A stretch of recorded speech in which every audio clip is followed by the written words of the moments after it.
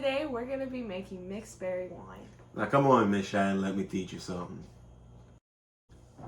So what you're going to need to make the mixed berry wine is, of course, some mixed berries. We got this triple berry blend from Costco. We have roughly 12 pounds of it. Well, wait, you want to say what the berries are? Sure. It's raspberries, blueberries, and blackberries. And then you're going to need some sugar. So 10 pounds of sugar is be going into our mix as well to make our 5-gallon batch. 10 pounds seems like a lot. It's only because we're doing this much of it. Now, we're also going to need a container. I just bought Harbor Freight bucket. I have a little seal top that goes on the top to make sure everything's all airtight, as well as you need an aerator of sorts. Now you don't need this per se, but it costs $3-4, and it's way better than trying to put a cloth over the top. A lot more bugs don't get in that way, so this keeps you sanitized without exploding your container. Now you can, if you wanted to make a 1-gallon batch of this, all you have to do is just downsize the ingredients from 12 to 3, from 10 to 2 of sugar. And you can use smaller containers. You could buy a 1-gallon fermenter, which would probably cost you around $15. Or you could do what we did and buy a $5 jar of pickles that's also 1 gallon, and you get free pickles after. Yep, you just have to make sure you wash it like 3 times. Yes. Make sure everything is washed and sanitized, especially the pickle jars. They hold the scent of pickles so much, and you don't want your brew to taste like pickles. No. The next things you'll need is some sanitizer. Now we have Star San. It's a biodegradable food grade sanitizer. You can pick it up on eBay, Amazon. What this does, it's an acid blend that kills all the germs without killing your brew. Yeast are very fickle creatures, and yes, they are creatures, they're living things. But this will make sure it won't kill the yeast while killing the germs.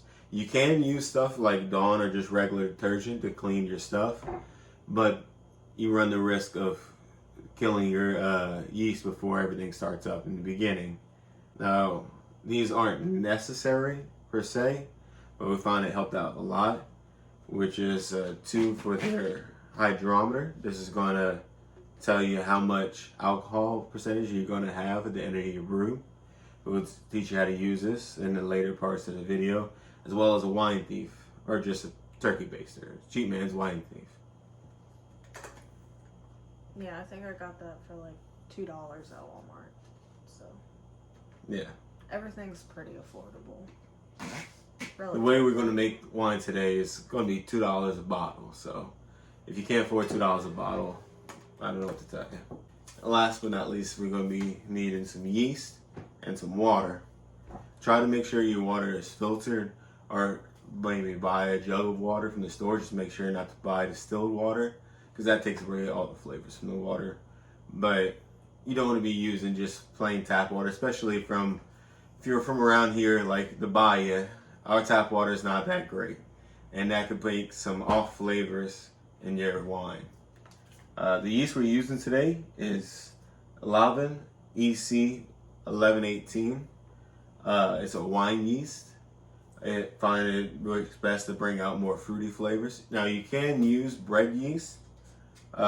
Fisher's bread yeast usually works best, but not all bread yeast are going to be consistent as buying some wine yeast. Now this is only 40 cents a packet, so 40 cents a packet is going to make 5 gallons of wine.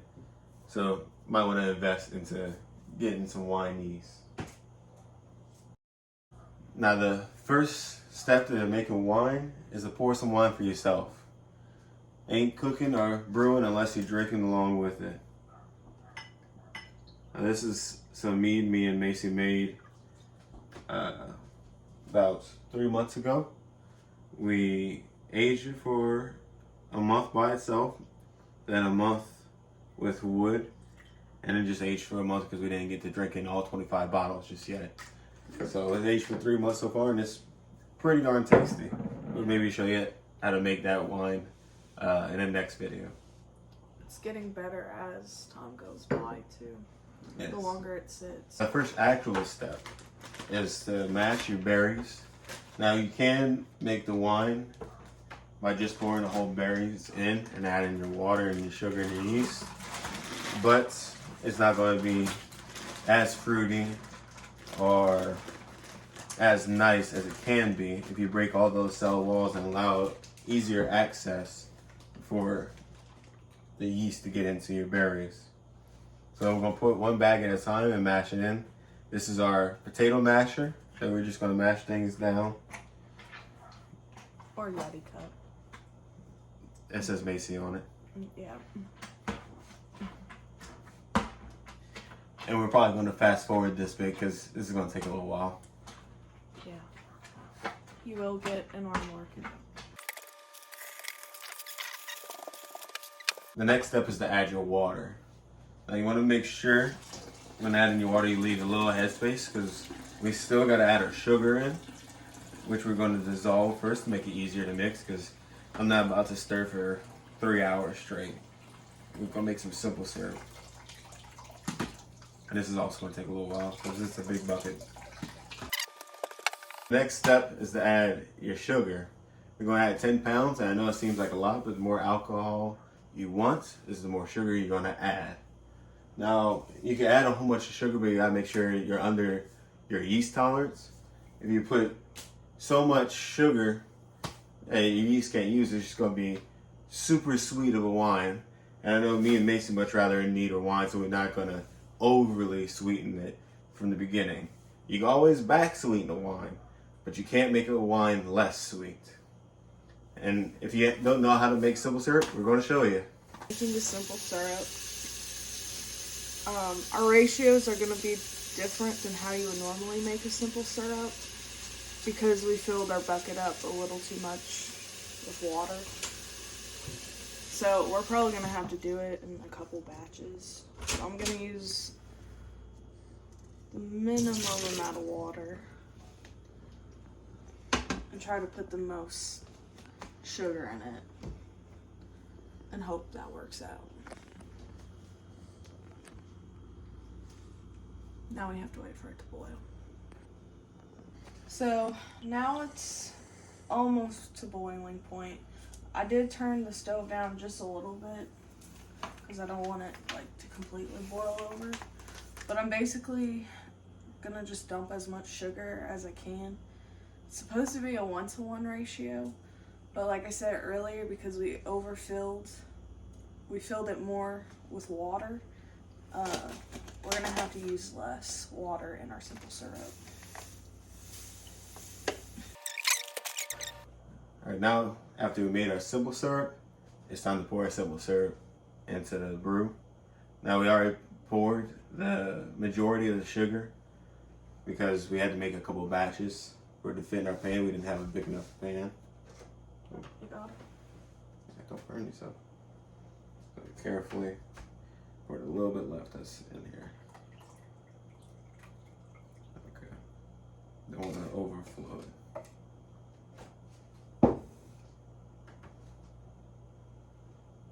Not everything you see here was sanitized, and even if not, what me and Mason like to do, we put a little star sand in a little spritz bottle like this, and you could just give it a little cleaning all in a go. We want to make sure this is all mixed thoroughly.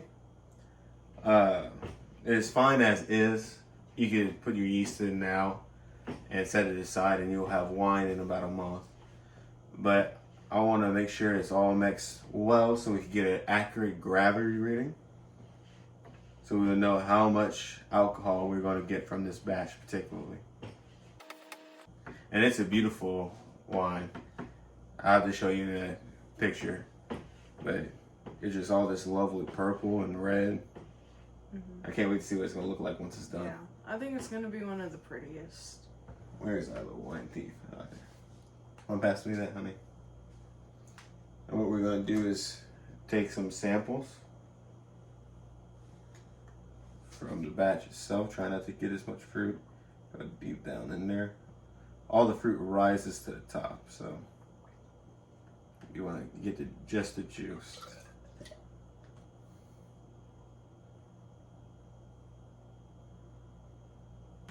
For the accurate reading. Oh, that's floating already. That's what? It's floating already. So, let's see. I'm gonna give it a little spin to read it. That's sitting at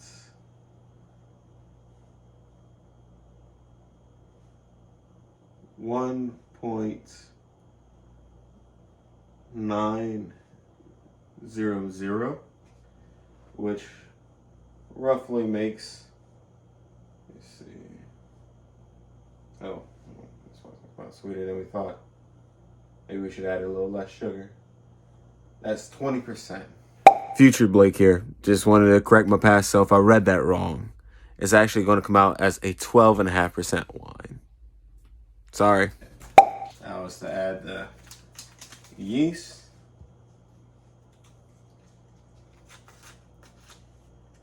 Just sprinkle a whole pack on top. One packet is for 5 gallons. If you have anything less, like if you're doing a 1 gallon batch, still use about half a packet. You can't really over pitch your yeast or put too much in. You'd have to put in pounds of yeast for that to happen. But you can certainly under pitch your yeast, where it's hard for it to build up colonies to start. Now I'm not exactly going to swirl this in. I'm just pushing the yeast under the juices so it's easier for them to start.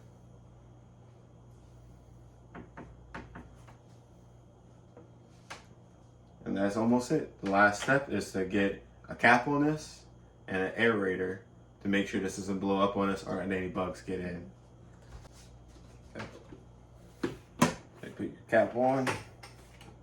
Make sure it's completely sealed. There you go. And you want to put your aerator on. Now it's best to put not just water, because flies could swim through the water, but use some of your sanitizer you have to fill it up to the level lines on the side. That way, if any bugs do get in through the tiny holes at the top, they die inside the sanitizer and not in your brew. No one likes flies in your wine. And that's it. All you gotta do now is to put this in a dark, cold corner of your house, just as long as it stays away from sunlight and has a stable temperature, which most houses now are AC'd, even though our AC is struggling right now to keep up in this heat wave in Louisiana. But that's all it is to it.